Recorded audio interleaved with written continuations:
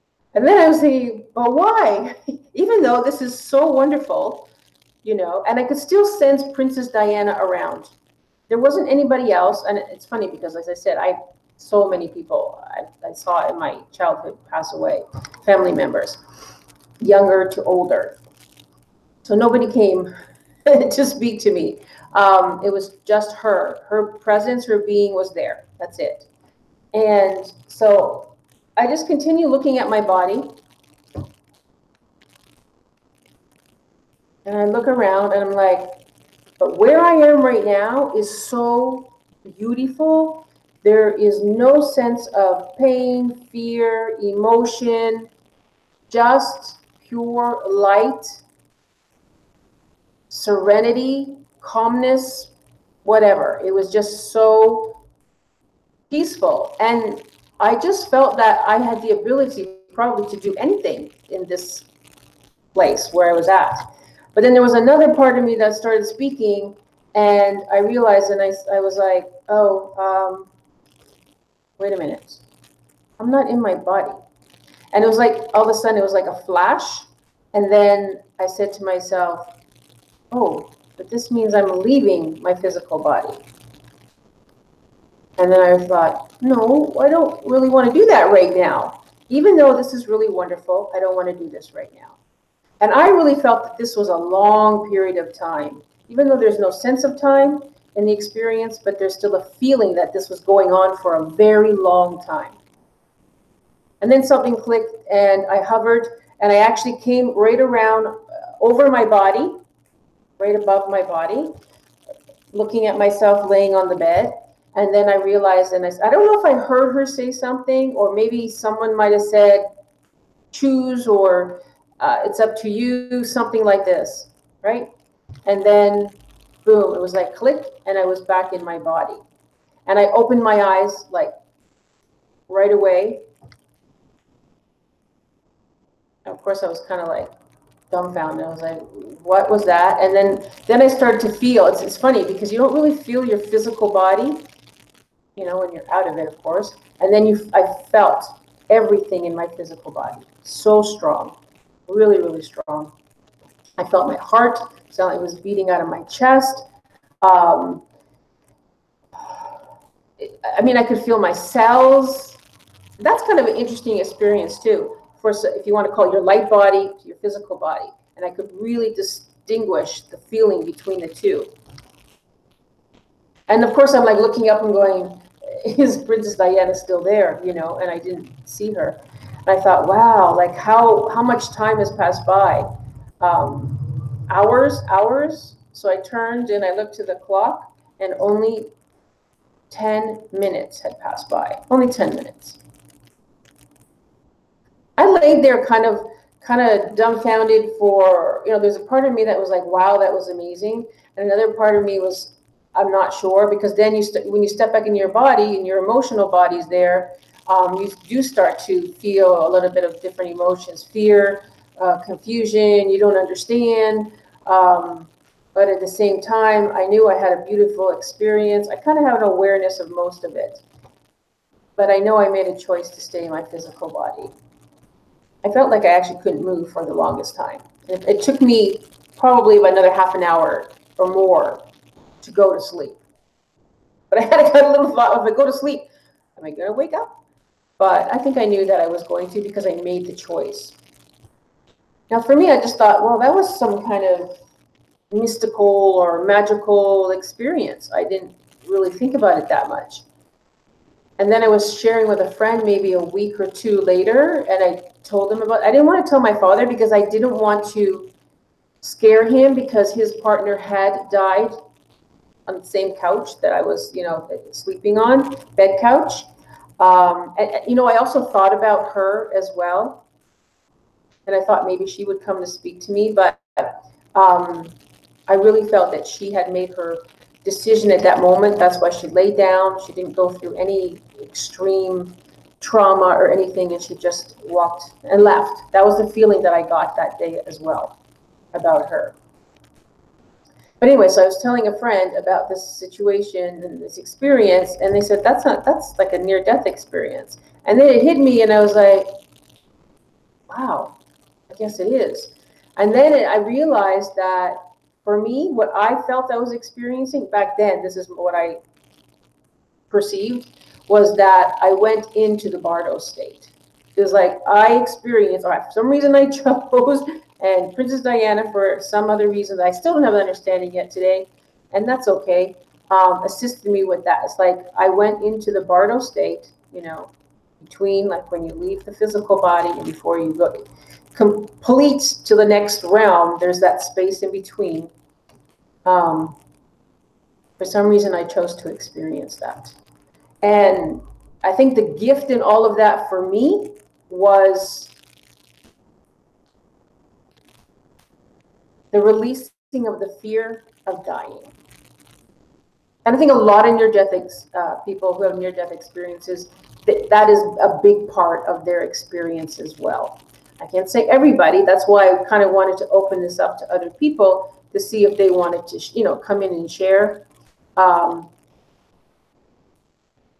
And, you know, tell me about theirs, because a lot of people have very similar experiences, similar things that happen to them that, you know, they could say, yeah, I saw the white light, I saw the tunnel, people came and talked to me, I saw angels. And then some people have some very different experiences, which I understand, because it really, in my understanding and my perception, is that it's the journey of the soul. So there's a lot that goes into it. I'm not going to really talk about all of that, but that is why people can experience very different near-death experiences. So is anybody seen Gina? Oh, wait, I got a message over here. Let's see.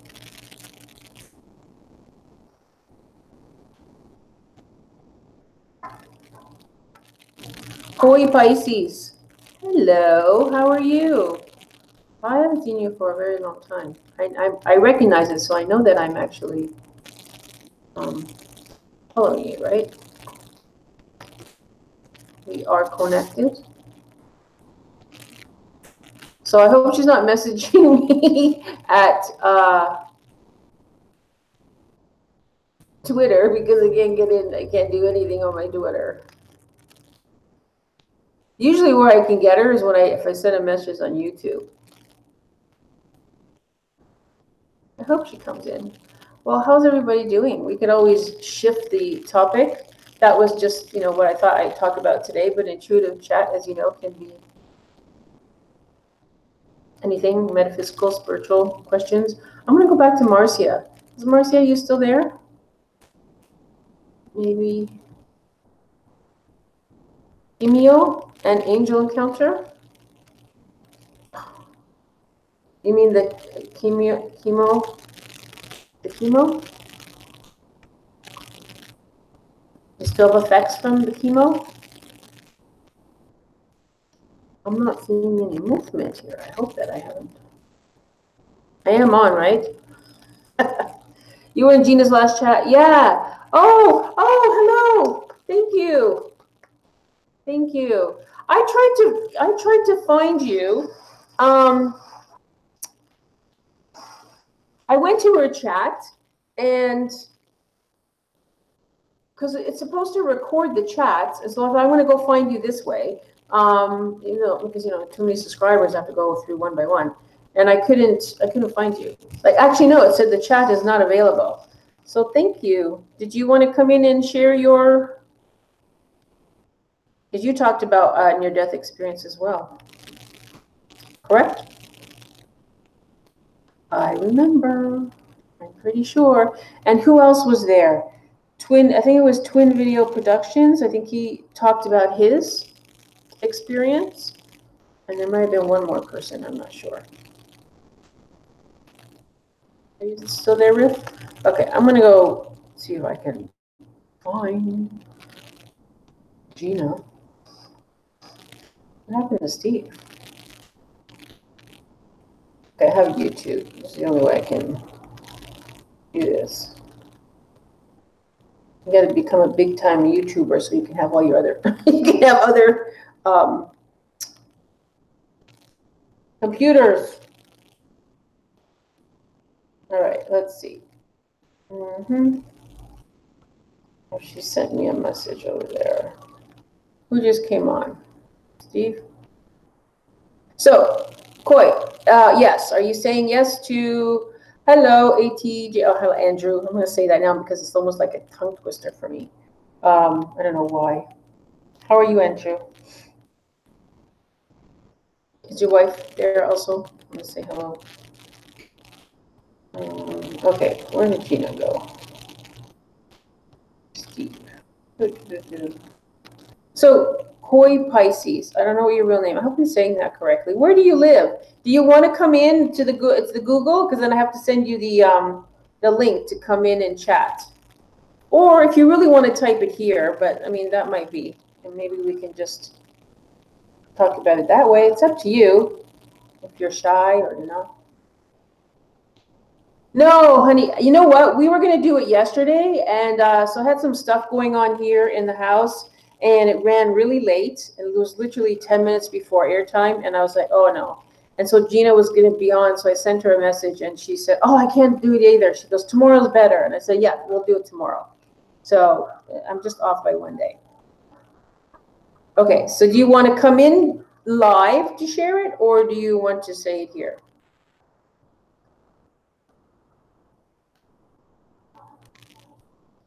I don't know if Marcia's still there, but I'm sure. I don't know if she went off. She said she's at home. She just lives a couple streets over from me. Okay. Let's see. Where are you? Okay, I don't have this on slow chat, so but it seems to be going really slow. Are you guys finding the chat moving slowly also? You're shy? You want to type? Okay. That's okay. If you want to share it, at least, I mean, I think the people that are watching, they can, I mean, they can see the chat going, right? You can see the chat on the Google Hangout. So I hope you can. So then you can at least see what Koi Pisces is sharing about her near death. I hope Gina comes on because Gina had a pretty amazing experience also, and she painted it, and I was hoping that she would show it. She'll come on at the right time. But Twin Video just uploaded something, so I wonder if he'll see this and come in and pop in and talk about it. And I'm pretty sure it was him. All right, so let's see what Koi. Oh, Gina's coming. Okay, great, Gina. Well, Koi's going to talk about her experience here, and then you just come in. Please check. I sent you the wrong link the first time, and then I sent you the right one. Okay. Sorry about that.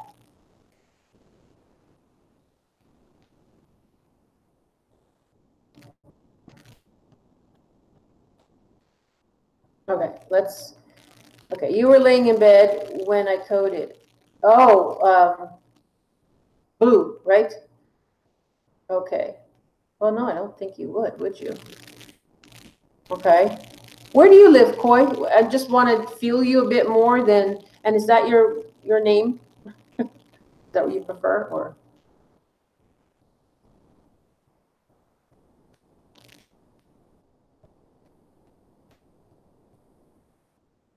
I'm shy too, though, you know. Believe me, I always have butterflies before I come on. You know what would be cool if they had in here? For people who don't want to come in to the Google Hangout and show their face, like be live.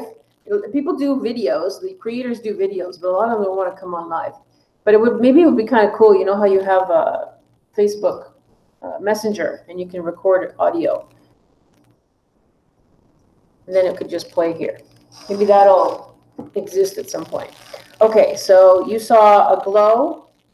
Within that glow, I'm just going to read it out for some people who might not be seeing the chat for some reason. So you saw a glow, and it was your cousin who had passed. Oh, wonderful, Angel. You can share that too, whatever you want to share. And it was a bright light, very luminous. Yeah, I know what that is. Oh, you're in Florida. Okay. I'm feeling a lot of presence right now. Keep talking, but just so you know, I picked a card just before I pressed going live, and the card that I picked was mystical awareness. So it's a perfect card. Shy? No way. Are you kidding me? That's your name, Shy? Look, I have goosebumps. You know why? Sorry, last night, I don't know, I was watching some show and it finished, and at the end of the credits, it listed one person named Shy. And I said, you know what? I love that name, Shy. I don't know why. If I'd had a child, I think, which I wouldn't at this point now, but if I had, I would have named it Shy. And I don't know why. Like, I could really feel that name. And I don't really know anybody named Shy. I've heard it, of course, but I don't know anybody. But now I do. Cool. Thank you for your presence. Gave me goosebumps. All right.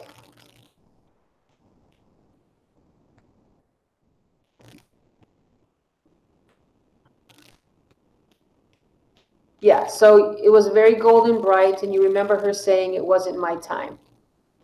Yeah, that's pretty common.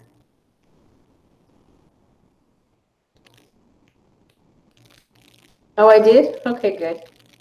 Well, I didn't say chai. I love chai too. Shy. It's shy. You know, there's a Mexican singer. He spells it differently, but he pronounces it Cheyenne. And so I love that name too. I'm getting a lot of goosey bumpies. I think there's lots of presences around. Oh my goodness, and look at this. Sunshine, you don't really want to see you doing that. Sorry. I'm not looking at the videos, so.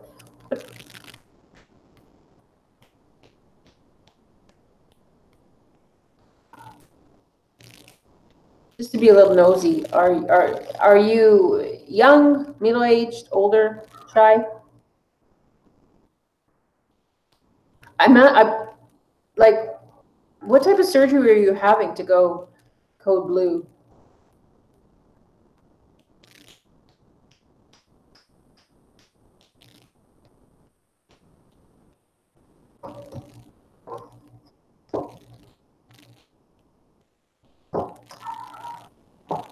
Okay, I'm gonna double check. I don't have this on slow chat. Are you guys being told you have to wait to type? Because I'm finding it very slow.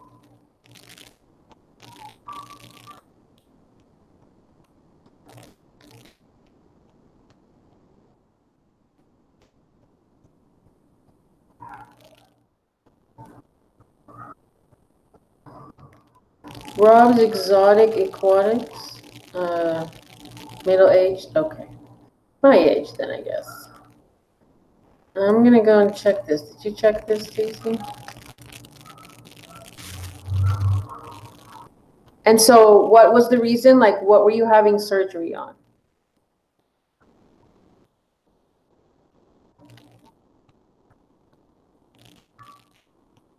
I'm not sure what you typed, Rob's Exotic Aquatics. I mean, I love the hearts, the purple hearts and all of that, but it's asking me to, okay, let me see what you put. I'll allow that, of course. You have a chronic illness. Hello, Steve, were you sleeping? All right, you have a chronic illness. Got to get up at 5:45. All right, Andrew, thank you so much for being here. Maybe you can come on another time, and maybe I'll do one just on angels, you know, because I mean, I work with them and they're always around. So maybe we can do that. You can come in and share. How about that? Okay. I think I'm already subscribed to you. Around, so maybe we can do that. You can come in and share. How about that? Uh-oh. I think Gina's here because I can hear me.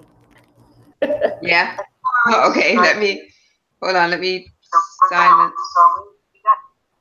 Okay. So we'll okay, that would be great. You gave me that. See, people just have to say something, and you just, you know, we're connected and you're inspiring. So we'll just do one on angels. That's what we'll do. I love that. Thank you. Oh, confirmation, goosebumps. Okay, so Shy's heart stopped. No reason. Okay.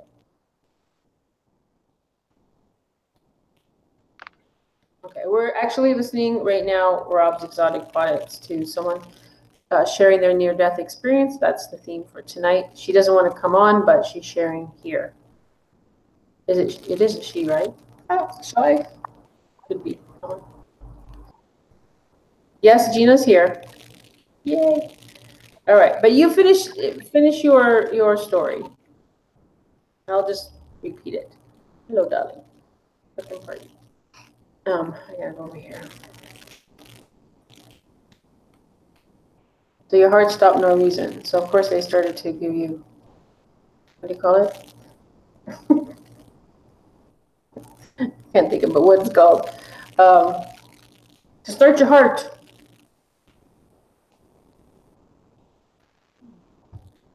But were you having the experience? Were you seeing all this and having the communication with your cousin? And were they trying to start your heart at the same time? Do you have any sense of that? Hi, Nines, Katya. I haven't seen you in a long time. How are you?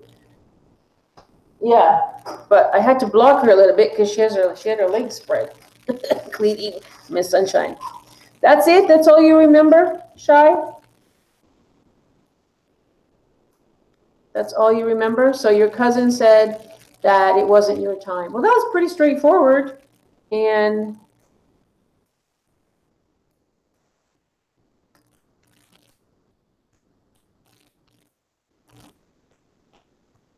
so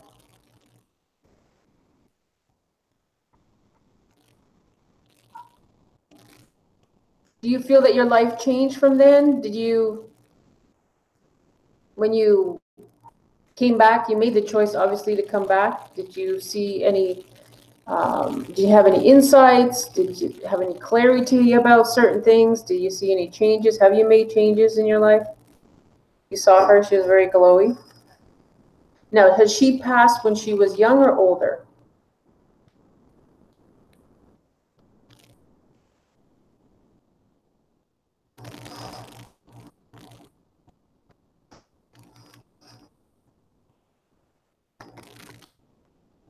I had to put someone there in timeout. I thought they were going to be nice, but then they were not so nice.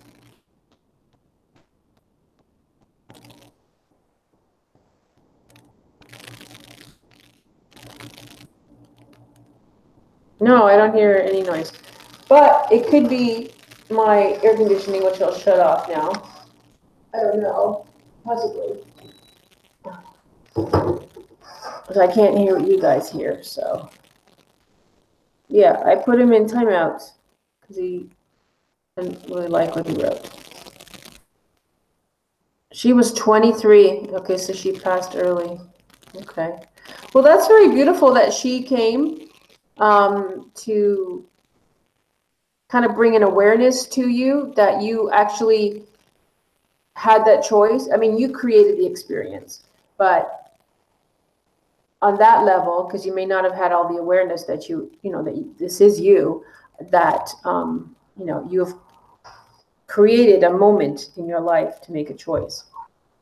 So, have you made changes?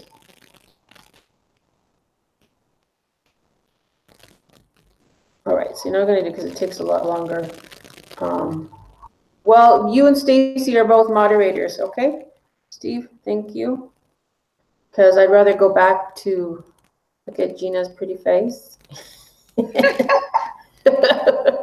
Just for the moment, because I know I need another computer where I can have the chat over here. You know how Michelle does it. She's got that over there and then this over here. Maybe you do it too. I don't know.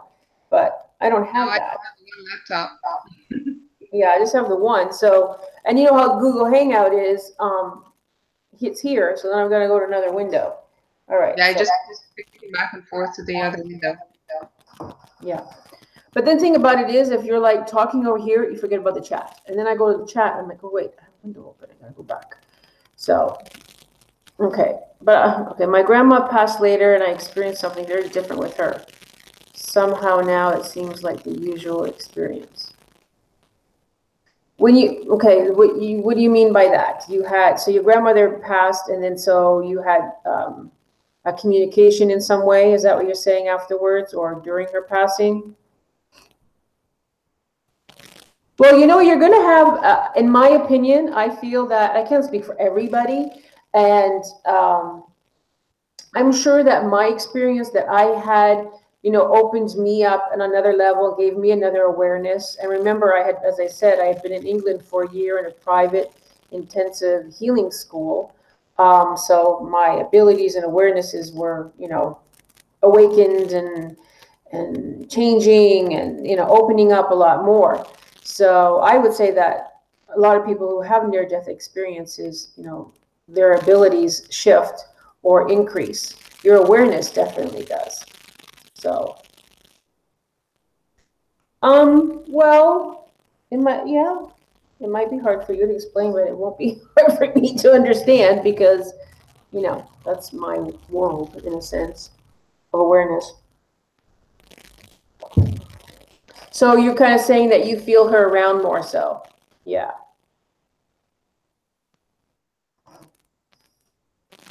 Yeah, well, I'm for sure that your senses are heightened. Though, this is another topic, but we won't get into this right now. Maybe shy at another time. If you want to either hear or privately talk about whatever that is your chronic illness is about. Another time if you want. Okay, what was that? Did you hear that? I keep hearing like dragonfly wings. What are you hearing? Like dragonfly wings. I thought it was static before, but nobody else is hearing it, but I'm hearing it. Sounds like dragonfly wings. Nice. That's actually, there's a lot of presences. Like they started, when I started talking about my near death, I got to a certain point, all of a sudden I was like reliving it. I could feel it in my body.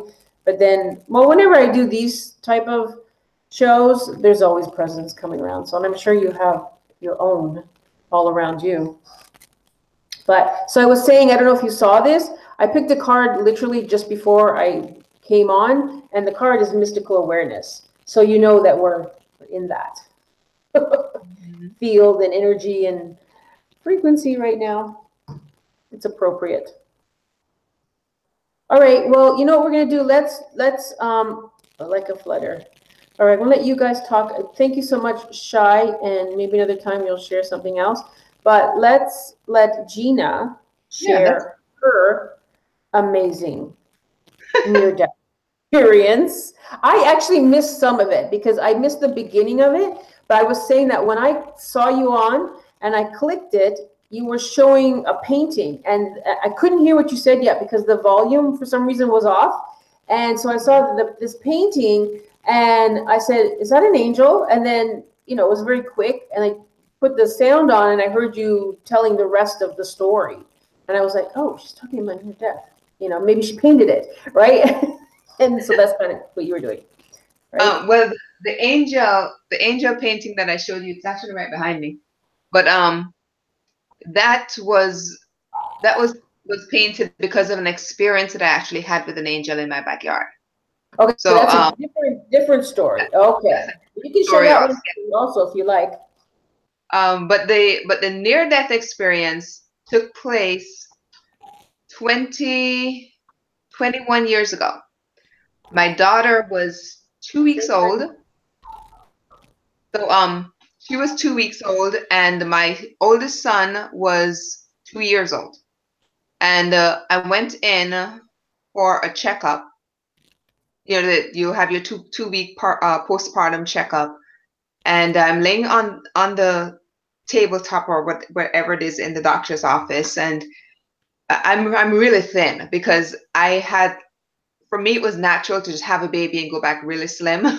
So my stomach is like really sunken in, and he's like poking around and poking around. And he said, "Do you feel that?" I'm like, "Yeah, but it's not pain because I just delivered a child 2 weeks ago, so there's nothing compared to that." Okay. And then he said, "Do you see that?" And I looked down, and there's this huge lump that sticks out from my abdomen. Oh. And he said, I think I found the source of your pain, because for the entire time that I was pregnant, I kept complaining about not feeling right. And it came down, I complained about it so much that he actually wrote a script for me to see a psychiatrist. Because eventually they did so many tests and they couldn't find out what was wrong with me. So he wrote a script for me to see a psychiatrist, and I tore up the script in front of him and said, there's nothing wrong with my head, but there's something wrong with my body. And it's not just pregnancy, because I'd been pregnant before and this just didn't feel normal. So he said, well, I'm going to take you into the other room and we're going to do an ultrasound. So to speed things ahead, we did the ultrasound, and he looked at me. He said, I think I found out what you were complaining about the entire pregnancy. And then he started to apologize, like constantly saying, I'm so sorry, I'm so sorry, I'm so sorry. He just kept apologizing. And he pulled the screen and he said, here's what's wrong. And when you look at the screen, all you saw was this gigantic tumor, and it had like feeders going off in all directions. And he said, that's what's wrong with you. And he said, to top it off, you're still pregnant. So my daughter was supposed to have been a twin, but all that developed was, all that was left was just a placenta. That was it. But he said, we need to have emergency surgery within the next 2 days. That I'm giving you 2 days to get your life together.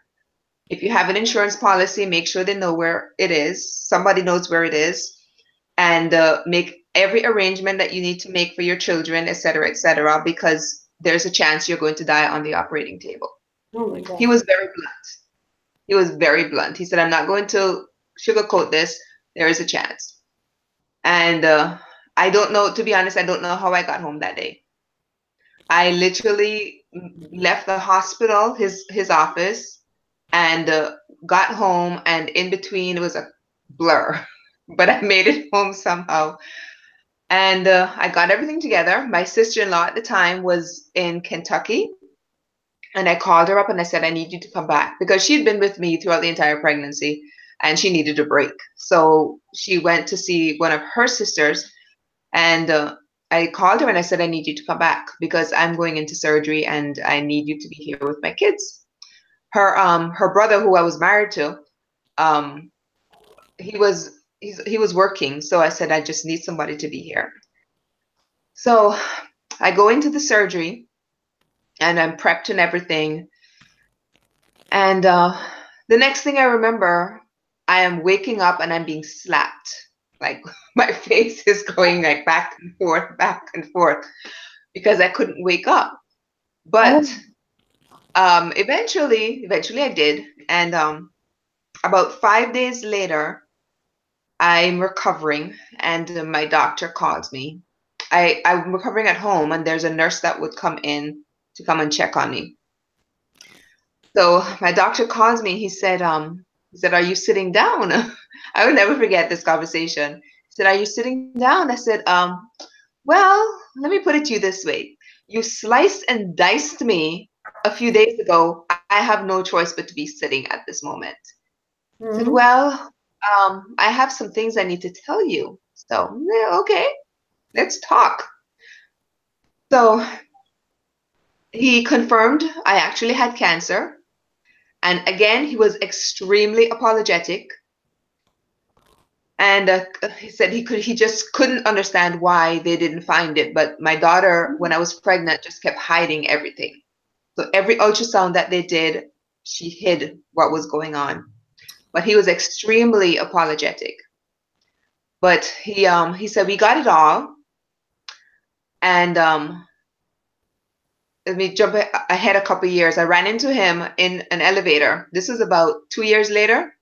I ran into him. He said, oh, I thought about you the other day. I said, really? It's kind of weird. He said, yeah, I just came back from a conference and I talked about the tumor that I took out from you because it's so rare. And then he calls it cancer in a jar because it's preserved in this little bottle, and he travels around the country talking about it. But anyway, back to the day that we were talking. he said, we nearly lost you. I was like, what do you mean you nearly lost me? He said, well, you as soon as we cut you, you started bleeding out and painting the walls, and we had to call in for backup, and we had to call in for all of this transfusion. Yeah, they were putting the blood in, and I was pumping it out. And then he called in for backup surgeons because once I continued to bleed out, my heart stopped, and then my lungs collapsed. So I was really in a mess. And called in for backup, and they kept working on me because he, as the head surgeon, knew that I had just had baby because he's the one that delivered that baby. And he knew that I had an older child who was only 2 years old. So he said, we have no option but to save this woman. And I'm leaving out another part of this story for now. But he said, we have no choice. We have to save her because she has a 2-week-old and a 2-year-old child at home. Well, they worked on me and they worked on me, and they pumped the blood in and I pumped it out. And he told me at this point that I think there were 6 surgeons who were called, there were a total of 6 surgeons that were in there by the time all the backup was called. And everyone stopped and called time of death, except for him. He said, I'm not stopping. I'm going to continue, and I'm going to continue working on her. And he said he continued to work up until the moment he felt we have no option but to call time of death. And he said, just as he was about to call time of death, all of a sudden my heart started to beat again. And I fully believe that that was the moment when my grandmother, who I had seen as I went through the tunnel, I came to her, and her face appeared right at the end of the tunnel. And she stopped me and she said, oh, I'm giving myself goosebumps. Mm-hmm. And she said, you need to go back home because God is not ready for you yet. And he said to me, my surgeon said to me, I fully believe that that's the moment that your heart started to beat because nothing I was doing was working. So whatever my grandmother had said to me had caused my heart to beat again. And then my surgeon said, I don't know what it is, but you obviously have a reason for being here. And he said, somebody up there must love you very much because you have something to do down here. So you need to find out what that is. Mm-hmm. He never gave any indication at all as to what his religious background was. And that was actually the first time he'd ever uttered anything vaguely spiritual to me in the entire time that I'd known him. And he was my gynecologist and delivered my daughter and everything. So Yeah, because things happen that you can't just explain away right away. Yeah. So, so where else are you going to go with it? Yep.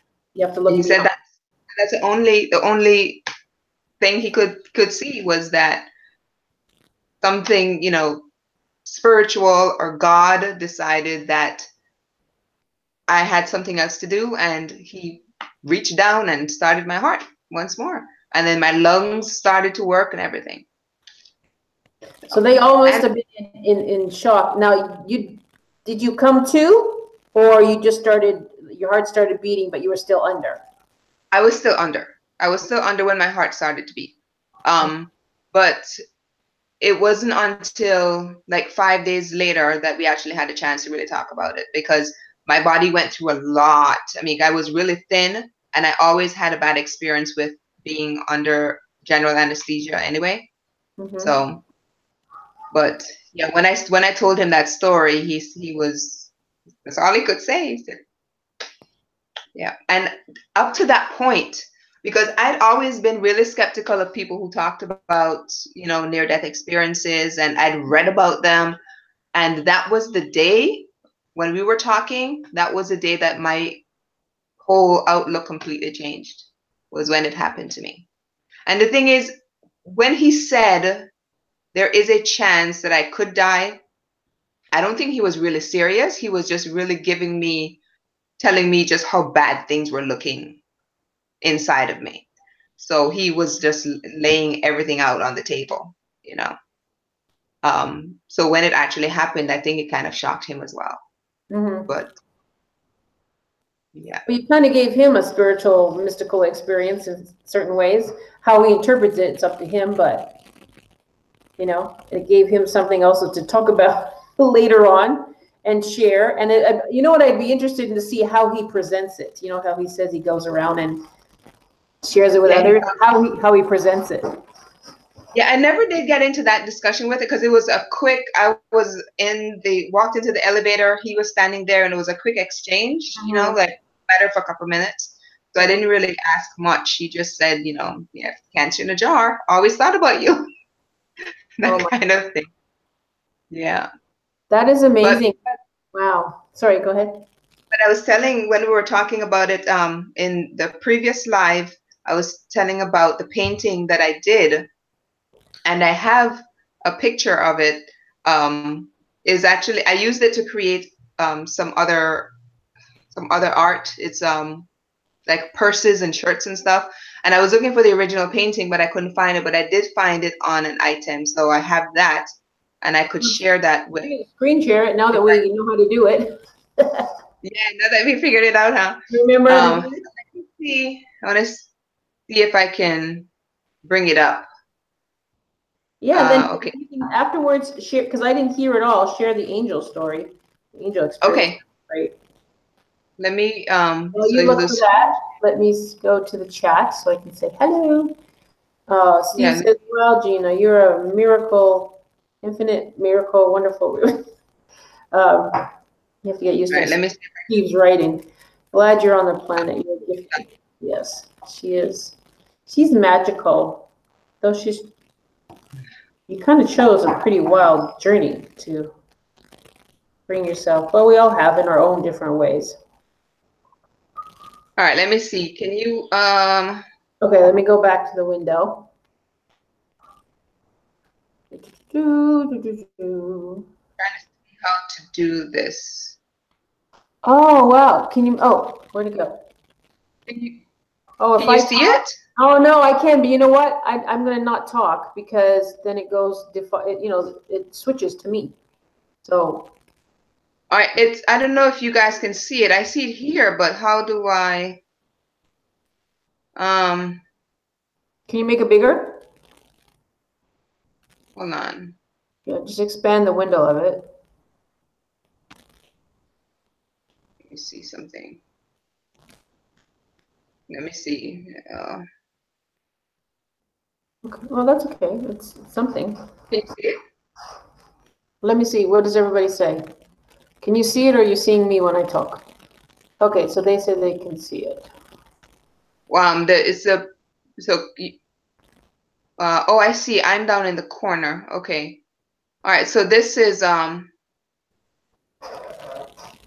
painting that I did. Let me see if I can. And it's basically. That's the one after your near-death experience? Yes, this is the one that I call Second Chance. Is it big enough for you to? Well, we can see it. I mean, because you have it in a folder, so I think that's why it's a little. Can you not just open it on your screen and take it out of the folder? Yeah, let me see. I'm gonna try something. It's in.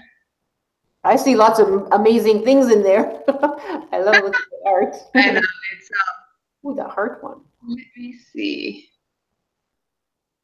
I'm trying to see if I could put it onto maybe a Word document. I don't know. But when you click it to open it, why isn't the whole thing showing on the screen and just not all the folders? Okay. Let me open it with something else. It might be able to might show better this way. No.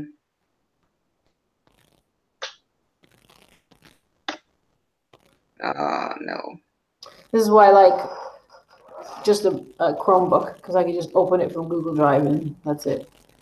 Yeah. Don't save. I mean, we can see it for sure. You know, you want to see it closer. Yeah, I was trying to see if maybe. I love the colors, and See if how would you describe yourself that you made yourself in that photo right now? Contemplative, Um, I think I was more at peace. mhm. Because that's the feeling that I got when I was walking through the tunnel of light.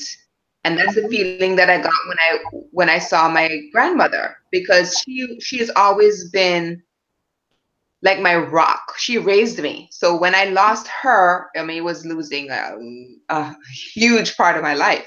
So any major traumatic experience that I've had, she's always made an appearance and kind of calmed me down and helped me to go through that. Right. So to me, it was no coincidence that I saw her whenever this happened, because she's always been there, always been how do you put this? Like my support whenever I'm going through any kind of, even, I mean, she's been dead 35 years. And any kind of, any tough situation that I'm in, I feel that she is always there, kind of helping me to go through. I don't know if that makes sense. I know that sounds kind of strange, but with this particular experience, I feel that's why she was there. So that's why nobody else. I mean, I've got a lot of family members who had died, but she was that special to me and that connected to me that Well, she was. that's why, and that's why you do have that very strong heart connection, and so yes, that is, Yeah, on some level you're calling her there. On another level, she has awareness of when to appear, to make her presence known, to give whatever comfort or whatever ease or whatever that's required, you yeah. know. So So this was more of I'm at peace with the world. I'm at peace with whatever's going to happen, and yeah, that's why I'm the colors. They're very vibrant. All my work is very vibrant, but you notice that one solitary palm tree was kind of an expression of me being alone, but not lonely, and but at mhm. peace. And it's Where kind you're of one with nature. yes, and more of a representation of like my perfect um place to be, just out in nature, but still kind of secluded at the same time. And it was just, yeah, that's the kind of emotion I was trying to give forth in this painting. I was just simply at peace, because it was a very peaceful experience. So, and I think up to that point, um I had a certain fear of death, and since then there's no fear at all, Yeah. because there was just it's just such a peaceful um place, if I can call it a place. Um, It is, but it's also the transition, because I think moreover that people have the fear, the death fear, of course, about not being in the physical anymore. But also, I think that people also have a fear of, because they don't remember. We don't remember, right? What it's yeah, like from in our past life. Some people do remember that, but we don't remember. So there's that fear. It's always the fear of the unknown, which is, right. take that in a bigger picture too. And so I mean, that's what it is. So when you get that sense that, I had the same feeling where it was a big pivotal point for me, that sense of death wasn't fearful anymore. I hope you guys could see that. I No, tried. we can see it. They can always come back and, yeah, you can make it bigger and maybe have a little bit more clarity, but I think we could see it just fine. Everybody's saying they can see it. It's beautiful. Um, okay, Steve. Um, so did you say on your live stream that you sold this painting, that someone saw it and bought it, or that's Yeah, referring to something else? yeah, I did a show. It was probably about a year um after I painted it and after I had the experience. Mm-hmm. And uh, I someone actually asked me if there was a story behind it. And as I told the story, she stood there and it was like her mouth was like wide open. And once I finished, she said, sold. Like, okay. But she said, I can see how attached you are to it. And it wasn't that I was attached. I think there was definitely a connection with me, the painting. Mm-hmm. And I think she sensed that. So she said, whenever I wanted to come and visit the painting, I could. And about a month after she purchased it, she sent me an invitation for a barbecue at her place. And as soon as I walked into her home, there's a Mm-hmm. huge mantle with fireplace, and right above is the first thing you see when you walk in her home. Right So it's above. that big? It's really huge? It's the painting is, I think, 3 feet by 3 feet. It's a pretty big painting. Mm-hmm. Yeah. Well, that's really cool. Did you have, I'm going to go off topic, but you reminded me of, I watched a clip yesterday with, on Ellen, and her wife Portia was on, and she just started a new business, an art business. Oh, I think it's called General Public. So anyways, they are taking original paintings and making like a print of them, but it's to look exactly the same as the original painting. So it has all the, you know, the type of paint or whatever it is, all the making of. I don't have to explain it because I'm not an art person, but the details, the whatever material, how they made it is to it'll look exactly the same. Right. So that was really interesting. So as you're saying that, you know, that would, I mean, obviously you've already sold it, but that's something that people can do, because if they've only made one, you know, and they just sell that and that's it. So this was a business thing, so that the artists can reproduce it, of course, but it'll look exactly like the original hand painted. Yeah. Well, I have a few places where I can do that, but this particular one, I have it on things like I have a website at Shop Vita. It's a company Mm-hmm. that invited me a couple years ago. So I started working with them, and that the picture that I showed you, it's actually on a purse. So you can purchase this particular painting on a Oh, that's purse, or cool. you can That's cool. it Yeah. Mm-hmm. as on a canvas or on glass or lots of different ways. Yeah. So No, it's very beautiful. Thank you for sharing that. thank And I just want to say something, and I don't know who this is related to, if anybody that was here or whatever, but when you were telling your story, when your experience, I heard the name Lily, but spelled with two L's. Like I saw it more, and so I don't know who that's related to. It might have just passed by or whatever. So I'm just going to put that out there. And if anybody feels anything about that, you let me know. Okay, you. so My aunt, I have an aunt who is actually the sister of my grandmother, oh, and she died 2 years ago from Alzheimer's, and her name is Lillian. okay, okay. Well, oh well, I kind of felt that. There's some goosebumps. So I don't. Oh, okay, now I'm feeling the presence walk in. I can feel them. This is what I say. Every time I sit here and do this, I just realize I'm like they walk in. So there must be. I realized that I think my tapestry here creates a portal, but outside my door, I always see this swirling. So I think there's another portal around me.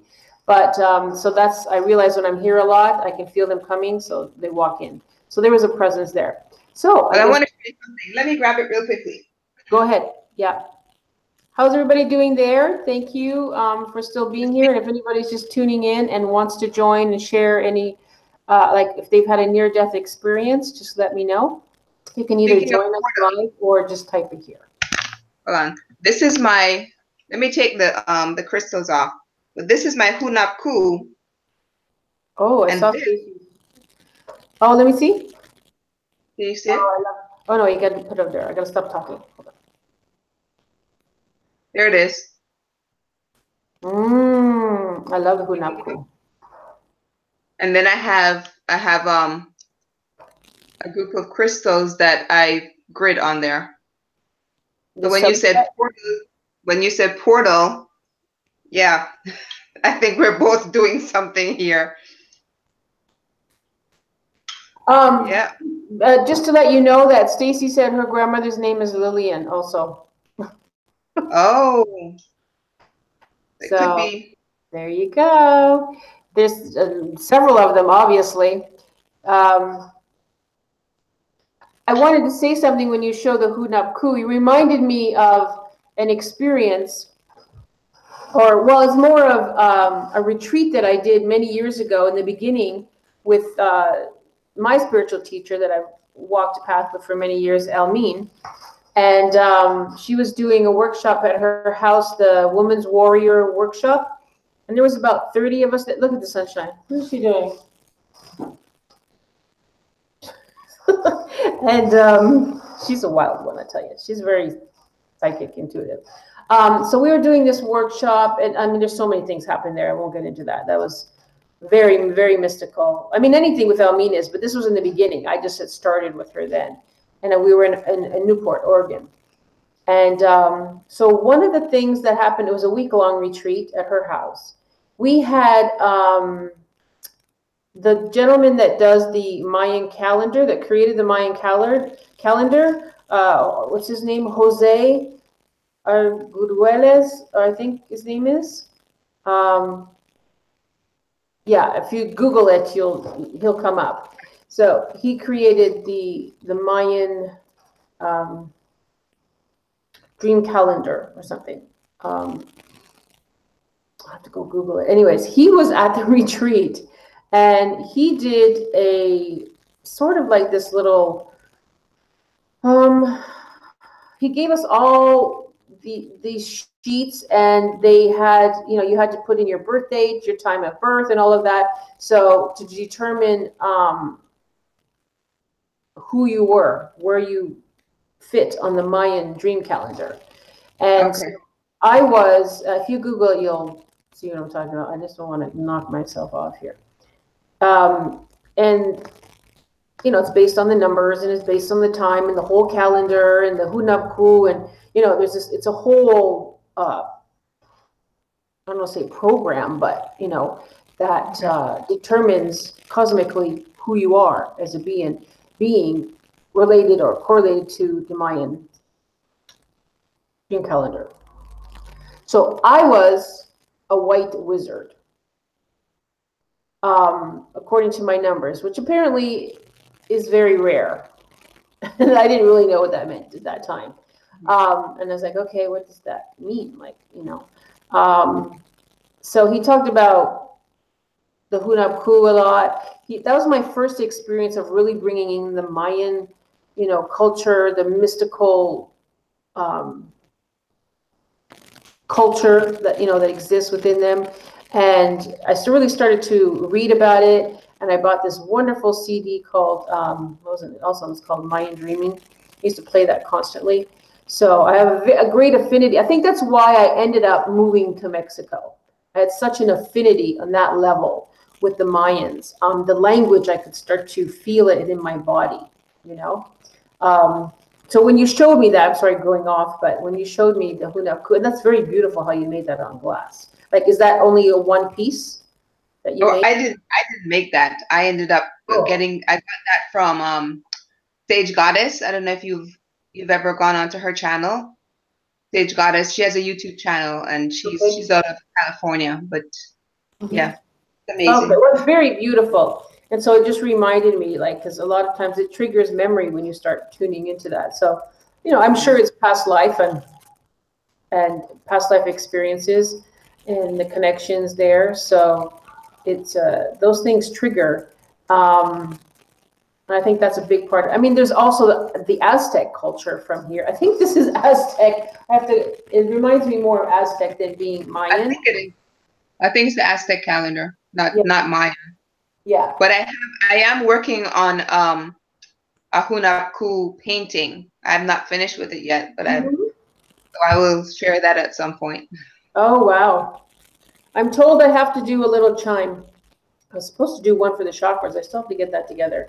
I have a few things going on here. I'm going to do a chime. I don't know who this is for, but I'm going to do a couple of chimes. And then I would like if you could, I think we're going to call some presences, but share the story, your angel story. I would really like to hear that. Because if we don't have anybody else who wants to talk about a near death, then I would love to. You do? Stacy has a Mayan shamanic mask. Cool. Okay, let me do this couple of chimes here. We got dogs barking out there too.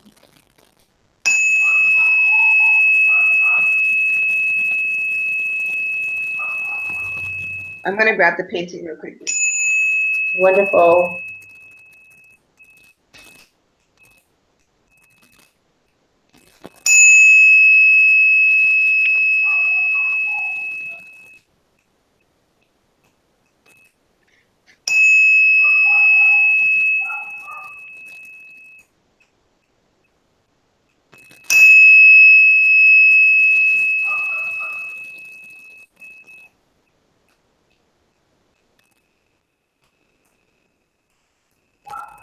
Sunshine usually comes running with this chime, but she's gotten used to it now.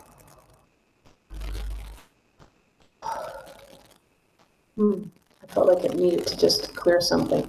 Okay, so let's see your painting, your magical painting. All right.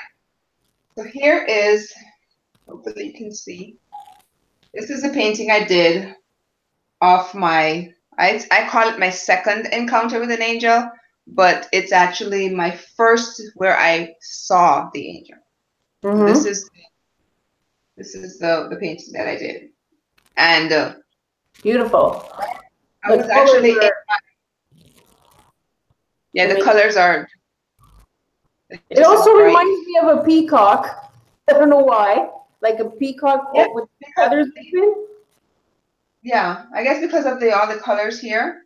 Everything. Yeah, but it's I was in my backyard and I was gardening, and I had on a wide brimmed hat like you saw in the other painting.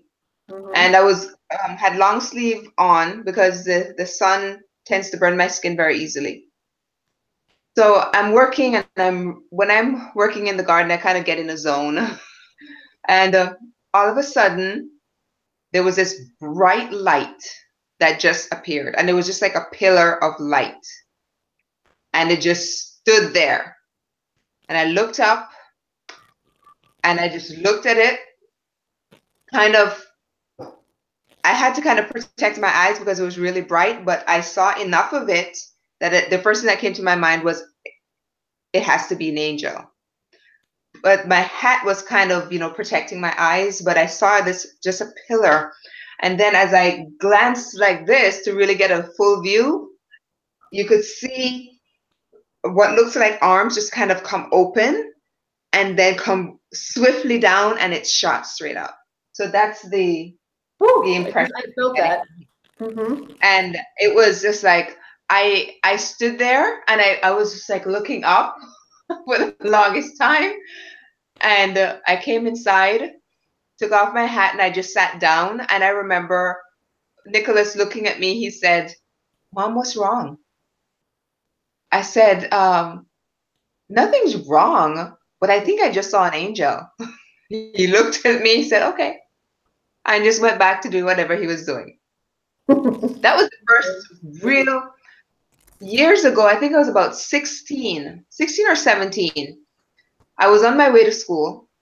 I'm driving, and I'm on my way to a test. I was in, I think I was in what we consider junior high, and I was taking a law test at the time, and I had just studied for hours, so I was, we're all psyched about taking this test. And I'm driving, and back then we only had one stoplight back home. Okay, so I get to the stoplight, and all of a sudden my vehicle comes to a screeching halt. The funny thing is, my foot is still on the gas and my wheels are still turning. I will never forget that. And the light is red. And to this day, the only explanation I can give you is that either Jesus himself stopped that car, God himself stopped that car, or an angel stopped that car, because there was nothing else around me except me sitting in the vehicle, wheels turning, and my foot on the gas. And it is completely stopped at this red light. So that was my first encounter. But I didn't see the angel or the spiritual being or whatever it was that stopped the vehicle.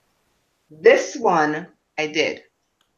And about 4 days later, I'm dressed and I get back into my vehicle and I'm heading out to work. And all of a sudden, my back seat gets filled with light. Completely, this bright white light is in my back seat.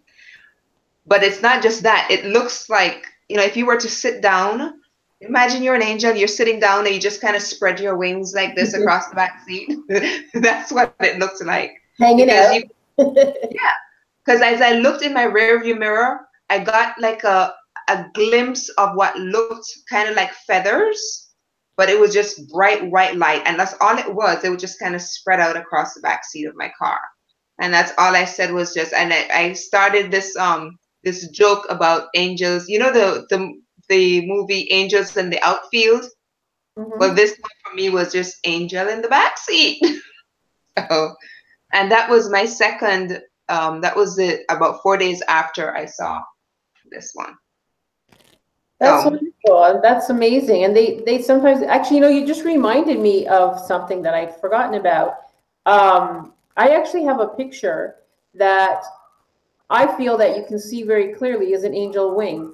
And what had happened was, like a photograph, not a painting, is my first time I went to Cancun to meet a friend of mine who had been friends for 10 years online, Lourdes, but we hadn't met in person yet, right? So I went there, and this is right after my father died, and I was able to do this trip, thankful to my father, because he left me a little bit of money. So, and it had been a very tough year. That was 2007. Very tough year. A lot of things. Both my parents died in 2007. And also my marriage ended. So I went to Cancun. Now, my friend was working some of the days. So her mother, she was visiting from Mexico City. And she just reminded me of a Mayan princess, So we said, let's go out today. I said, well, I wanted to go to Tulum. For some reason, I wanted to go. I'm starting getting goosebumps as I'm about to say this. So we to the bus, but we stopped first in Playa del Carmen. And so, let's go visit. I've never been here, and it's beautiful. It's on the beach. And so we went, and we just sat on the beach. There were only a few tables at this particular area that we were, and we sat down. I don't know if we ate or maybe we just drank or something like that. So I wanted to take a picture because it was just a beautiful blue Caribbean ocean, right? And there was really hardly anybody there. All I remember is a couple. One person had a red shirt on. I don't know if it was the man. I don't know. Anyways, that's it. So I was taking my picture. Basically, it was just going to be the ocean. That's all you're going to see, and the blue sky.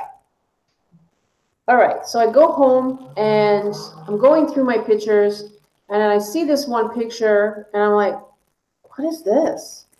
I have no idea. What is this? I don't know if I could find it because it's so many years ago. I would have to try. I have so much in my Google Drive, but I will try to find it. Actually, I think I have it on my channel. There might be a video of it. I captured an angel. Yeah, I think it's there. So anyways, what you can see is this picture. All you can see is what looks like a wing. Mm-hmm. And very, very, very, very faintly, it's so hard to see. You might see that person that was walking by the ocean with the red shirt, but it's so hard to see that. And that's just an actual photo. So I gave it to my teacher, Almin, at that time, and I said, what is this?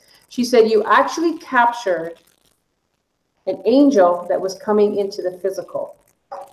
So what you was, and it's funny because, see how goosebumps, sometimes you're true, confirmation of truth, is at that moment, I didn't know, but at that moment, an angel was stepping into the physical. So you had captured a part of it, which means it was really right in front of me. Because if you see the picture of the angel wing, it's like very close. It's not out there at the ocean, because we Yeah. weren't right at the ocean. We were, more in by the restaurant. So I will look forward and maybe put it up there again, and because that was just like I was blown away by that, because it is very clear that you can just see angel wings captured. Yeah. Yeah. So that was a magical experience for me. I didn't really know it at the moment. I felt I was in a magical place, and then we did go to Tulum, and I was just like a child there. I actually felt like I was going back in time.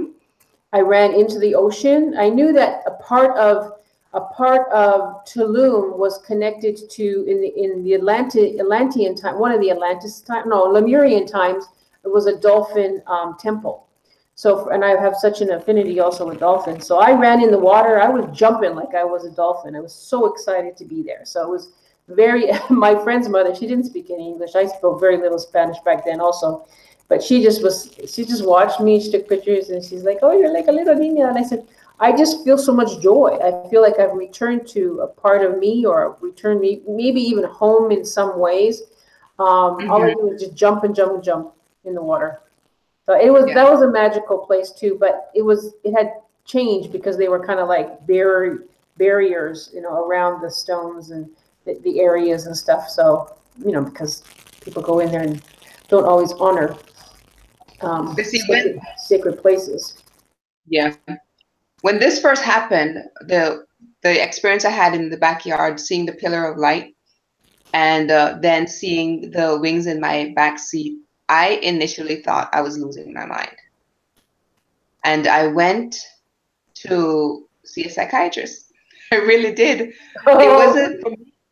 I because that was the same year that I had gotten diagnosed with lupus, and I really thought that it was affecting my brain. So, see, and I went. Near-death experience? You still didn't believe in the mystical Well, world? I did, but I'd never physically seen them before. They'd never manifested in front of me like that before. So I really thought that I was just like losing it.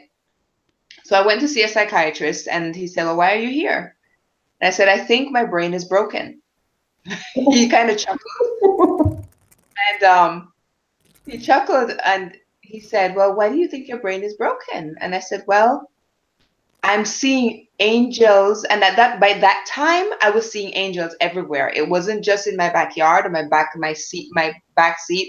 I was like, they were everywhere. Okay, and I said, I'm seeing angels, and they're everywhere." He said, "Well, I don't think there's anything wrong with you." Because at that point, I was prepared for him to tell me, you had a psychotic break, and here is some yada, yada, yada, whatever the case is, medication, take it, and come back in 30 days and let's talk. That's what I went in there prepared for. And he looked at me, he said, "There's nothing wrong with you." He said, "You're having a spiritual experience, and you are just blessed to be able to see angels." Then he followed that up with, "Now, if you start to see other things, please let me know." I said, "Okay." So, but he said, that was it, And I thought, wait, he's a psychiatrist. He just told me after what I told him that there's nothing wrong with me. Like, okay. So I came home, and I was quite at peace with everything. It's good to hear, because you never know. I'm sure there's psychiatrists who don't believe in, anything beyond the physical. Though this all started even more so, right? Seeing that after your near death, because a lot of times that's what happens. Your senses become heightened, and your awareness becomes heightened. So, or was it before? I think this. I think I had a lot of these experiences, but I think I might have explained them away. Like what was it? 2 years ago? 2 years ago, almost 2 years ago, I had a complete hysterectomy, and I'm laying there in my bed in the hospital room, getting prepared to go in for surgery. And my girlfriend is sitting at the foot of the bed, and I looked at her, and I said, "There's an angel in the corner at my head." And she said, "Really?" I said, yes, there's a bright white light right behind me. And she said, oh, okay. And then right after that, they took me into you go into another room where they get the IV going to get ready to put me to sleep. And then there's an orb of light that just appeared, and it just kind of goes throughout the room. And I distinctly remember that it goes into the room with me, into the actual operating room. And throughout that experience, and I did a painting based on this as well. And I call it, it's a conversation with Jesus that I had during, I call it during my surgery. So they're working on me, but yet Jesus is sitting at the foot of the bed and I'm having a conversation with him, but his mouth never moves, but he's talking. Yeah, telepathically, yeah. Right. And I remember other surgeries because I've had so many surgeries. And I remember other surgeries that I've had where I've seen these glimpses of these balls like floating throughout the room. And I've excused them, or I've chalked it up to something else. Like maybe the light had caught some dust on whatever that was floating through. And I said, that's what that was. But looking back and now seeing all of this other stuff, I fully believe that I've had other experiences, but I was never that connected just yet until very recently, where something happened and then all of a sudden it's like, oh, that's what's been happening to me. This, I've had it. Yeah. So I know I've had a lot of them, but the ones prior to this, I think I just excused away or explained away in some form or another. Well, that's what the mind does. If it doesn't know this, the conscious mind doesn't know that, will explain it away. My teacher tells a story, I think, one of the stories, there's many stories. I think I retreated her house. I wasn't at this one, but at her house where one of the students, I may not remember it all, so I'm just going to do bits and pieces of it, was in the backyard. She's got a beautiful backyard, green, flowers and that, big bushes, and it's really nice in Oregon. And so the woman observed something, out there, and she was like, wow, this is amazing, and so she came back in and she had said to Almi, she said, wow, all those beautiful, like she thought she had like these hanging birds or something, like all through the bushes and trees, something, I think it was something like that, hanging all in the bushes. She said, well, that's amazing, that she put that up there, and it's, wow, there's so many of them. And so Almin said, what are you talking about? And I don't know what you're talking about. So she said, yeah, they're there. I'm just amazed. I was looking at them. I was watching them. And it's so beautiful. And so Almin came outside and she looked, and Almin's a seer. And she's a mystic. And so she looked at, first of all, she knows that she doesn't have no hanging birds or whatever it is the woman was seeing, in her backyard. And so she went out and she looked out there and she said, no, sweetie. She said, those are fairies. And because she can see them, and there was a lot of them there. And the woman just said to her,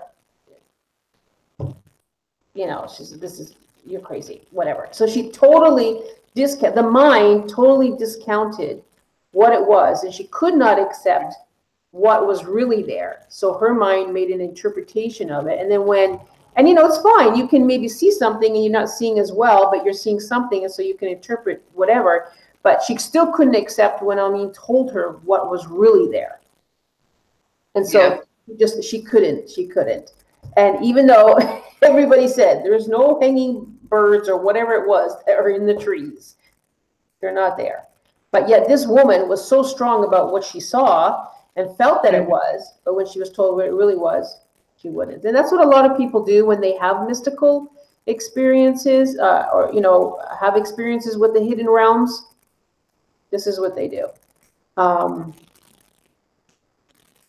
I understand that, because it's the fear of the unknown, or fear of what you have, if you haven't experienced something like that before. Some people, it'll shift them and it opens them up, and some people still refuse to see. So, yeah.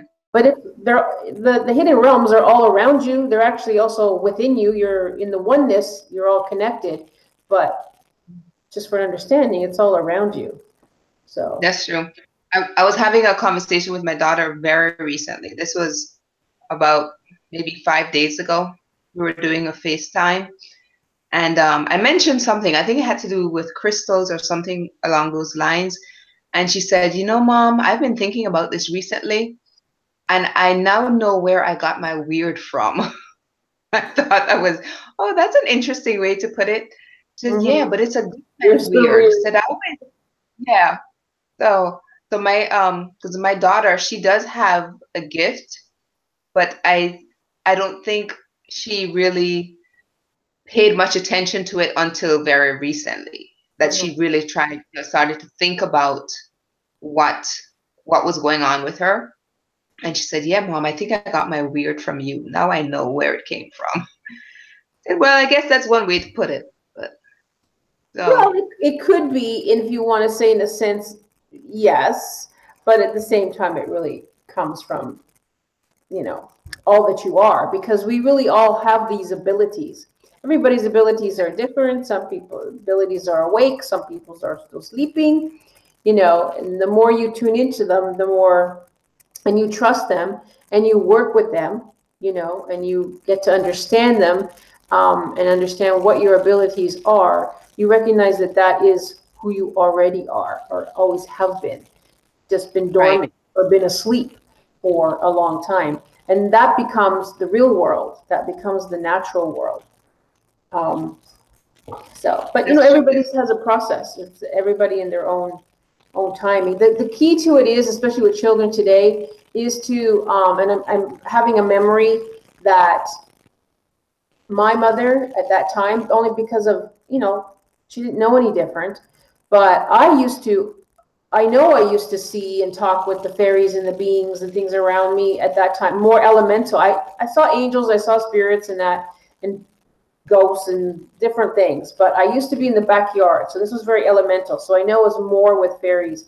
And I used to swing this huge tree in my grandparents' backyard. They lived next door to us, and they had this backyard that looked like a park. And so I used to swing all the time. And so I had one being that used to come all the time and swing beside me. And I remember my mother calling me and saying, you know, it's time for lunch or whatever. I said, oh, no, I'm playing with my, and I don't remember the name now. I'm playing with such and such. My mother, literally, I can still see this. She took her finger, we were at the side door, and in my face, and she said, do not speak like this anymore. Obviously, I used to speak like this. And, you know, for me, it was normal, natural, you know, and I didn't think much about it. I was in my own little world about it. But I think this is really the time where I really said something to them a lot more. And so she said, do not speak like that anymore. You're scaring your grandmother. And I'm like, my grandmother didn't even say anything. But it was my mom. She said, no more. And I think I was 10 years old. And I think I remembered that time. And that happens to a lot of children, where the fear is imposed upon them. So what happens is your third eye closes somewhere between 7 and 10, maybe a little bit later. The third eye closes, so you don't actually see the other realms that are around you. And that's what happened to a lot of humanity, just from social conditioning and fears and cultures and all those things that, you know what I mean. So that's what happens. Starts to get closed down around that time. And so I say to people today, you know, when your child comes to you and starts talking about different things, you know, that they see or experience, just allow them to share it. Just allow them to share it. Don't try to even figure it out or say it was this and this, you know, unless you yourself, you're already an intuitive, maybe a clairvoyant. I think you're very clairvoyant, where you see externally. There's the inner sight, and then there's the external sight, which is the clairvoyance. And that's what a lot of children are, babies. I mean, even cats. I mean, animals, but cats more so, because they're like the mystics also of the world, the cats and crows. I mean, you can see them when they're always like watching things, and I'll go, oh, what did you just see? You know, sometimes I will catch it also, but I love watching them because I know that they're like, my house is pretty calm, but sometimes there are different fairies and angels, and when they do, a presence comes in, they know. Yeah. So. I think my granddaughter is the same way because I sit there and I watch her sometimes, and she just look up, and then she start following something, and she'll stop, and then she look and she's at times she'll just smile, and I'm there thinking, you know, at one point I look at her and what exactly are you looking at? Because I don't see what you're looking at. And then another time she'll go like this, like she's clapping, almost like cheering, whatever is going.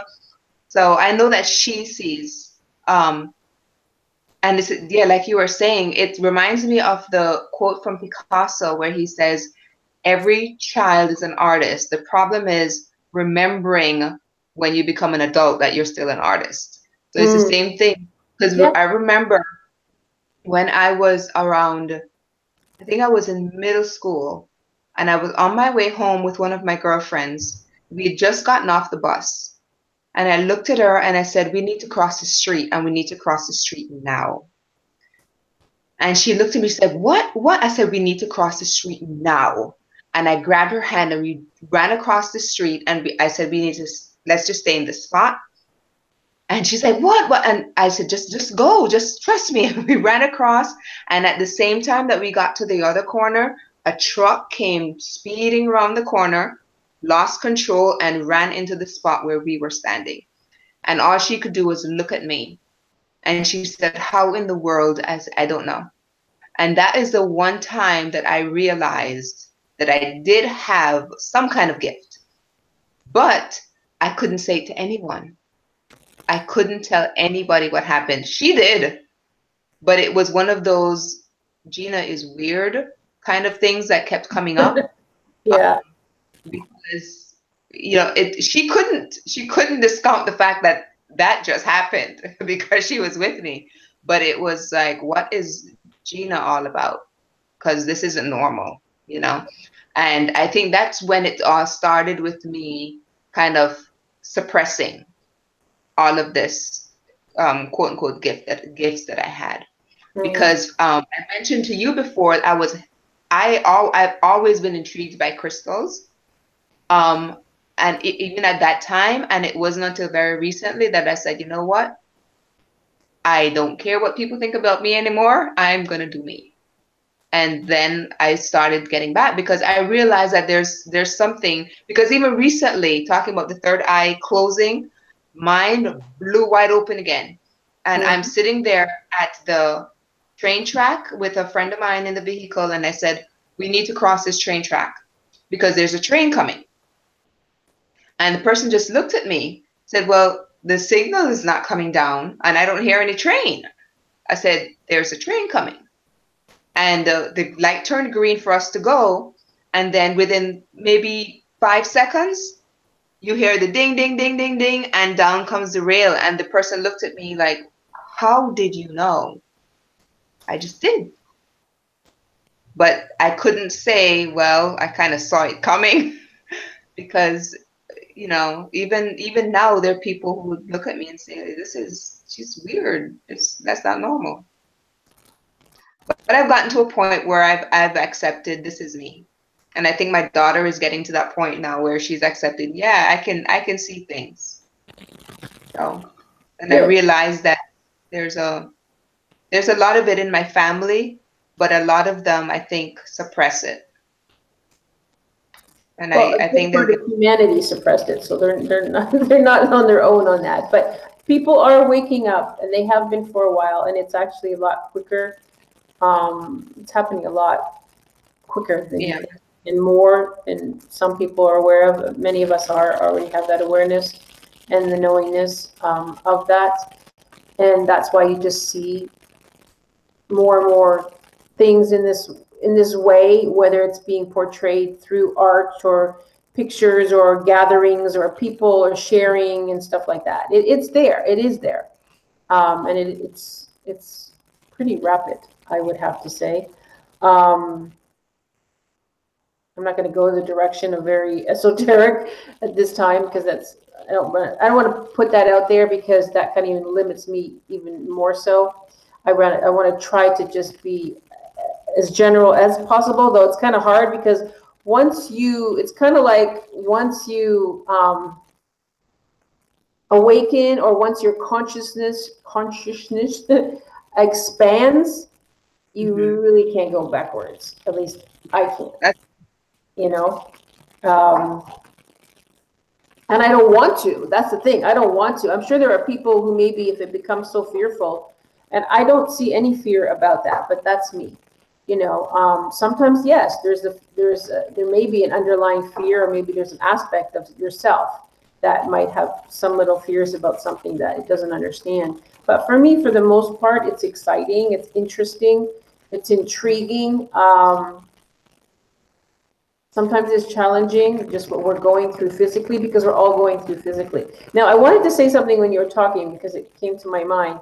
A lot of people, and I'm going to say light workers, and I think the people that are here, they understand this term. Maybe people later, they won't. But light workers who have taken so much upon themselves because that has been their role, their journey here on the planet. But so much has been suppressed, or they've been attacked in whatever way that means, be social conditioning, your culture, society, politics, whatever. We used to take on so much, and that I see has caused a lot of physical problems in our body, because some of what we've taken on is not ours, or was not ours, but some of it is because we've created it through whatever.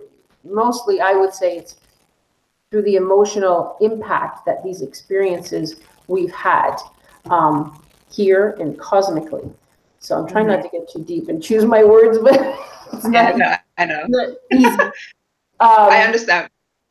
So, and that's the thing about it is because, the last place anything that we haven't resolved, understood, gained insights or clarity or transcended from is going to manifest in the physical body.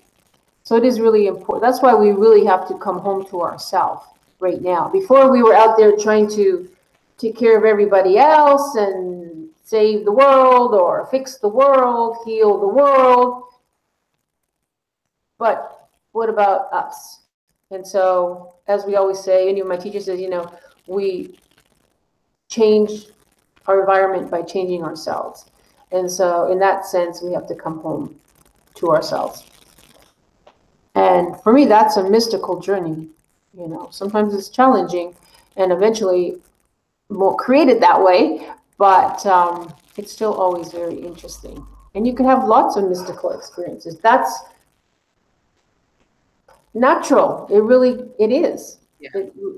It just is. And however you express that and however you choose to experience that is a unique individual thing to each one of us, really. There'll be some common things, similar things, but I think it's just an individual journey. And I think with children, I don't have children. I chose now not to have children, and I've taken care of a lot of children in the past. Years ago, I was a nanny more times than I can remember, and took care of a lot of my close friends' children as well. So I've seen them grow up. And so I'm sure I had my own influence with them and the experiences, the gifts that they gave me and the gifts that I gave them.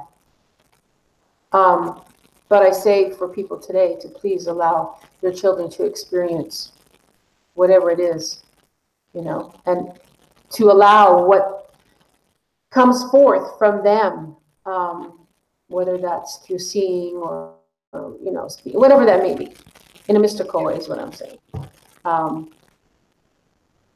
We have to support that. And I think that just makes them stronger and more being in who they are as a God being. Because we're all God beings. We're all creators. We're all co-creators. Well, I'm glad you had me on tonight. I think I'm gonna have to Thank you so much. Oh, no problem. I appreciate it. I'm just going to quickly go read and see what anybody has to say, because I don't mean to ignore you guys, but I was hoping you would talk about yourself and let everybody share. And because I think there's the few people that are left here now, they talk amongst themselves, so that's really great. And it's funny because we did end up talking about angels, and Andrew, who was on very briefly, he hadn't said he didn't have a near-death experience, but he had an angel experience, and I said, well, we'll do another show just maybe on that, or yeah, maybe angel experiences, and however you perceive that, because sometimes people, you know, any type of mystical or magical experiences they have, a lot of people just think it's just angels, just beings, but they are grand beings. And a lot of times they do present themselves. That's kind of maybe obvious that they are, and sometimes they don't. So I would love to hear other people's, and I'm putting this out to everybody also, that that's, I think, what I'll do. I'll do my next segment of intuitive chat on people to share their angel experiences. But we ended up going this way a little bit, so I know he didn't get to tune in, but because he seemed like he wanted to share his angel experience as well. Thank you for sharing all of your experiences, Gina. Oh, thank you. Much appreciated. So, yeah, I feel this has been not just enlightening, but it feels like it presented an opportunity for us to connect a little bit more deeper on a different level. And that's really it's nice. all I want to do. It's nice being in a community where, I guess, of like-minded individuals, where you're not looked upon as, or there's a poem I see all the time. Thanks for the misfits and all of the weird people, and this is my group. Well, in my world, that's what most people are, except for when I come out here, I don't know who I'm going to engage with, right? But in my world, that's pretty much my surrounding. Who I am with, the like-minded conscious being. That's pretty much, and unless I venture out, and I love meeting people. The other times I like being in my own sacred space, but yeah, and the more you open up, the more you attract those that resonate with you. So as we say, your light family exists there. And so the more you open up, the more you connect. And eventually it would be wonderful if the whole planet got that. We're all connected and we're all interconnected. So, but at some point, they will. All right, beautiful ones. I want to say thank you very much, Gina, for being here. And for those of you in the chat, Stacy, Steve, Shy, I know Riff was here for a while, and Cat Studio, I don't know her name, but thank you for, and the others, anyone else who stop by or come by later. I just want to quickly say that on Sunday, I'm going to do Dazzle Creators. I can kind of try to keep doing that and see if we can get, it's funny how the YouTube creators, right? They're out there. I mean, they're in the public, but they don't really want to come on and do a Google Hangout. So to sort of share live. Interesting, but it's okay. So I'm going to keep trying. I'll try again Sunday and see if we can get a few more people to come on and share their channel, because that's another way I want to meet and connect with people. So, all right. Thank you, Christina. Thank you, Gina, so much. Have a wonderful evening, sweet dreams, and many blessings. Much love to you. And thank you, everybody, for tuning in. I appreciate it so much. And I hope I will see you very soon again. So much love and blessings. Have a good night. Bye, everybody. Thank you.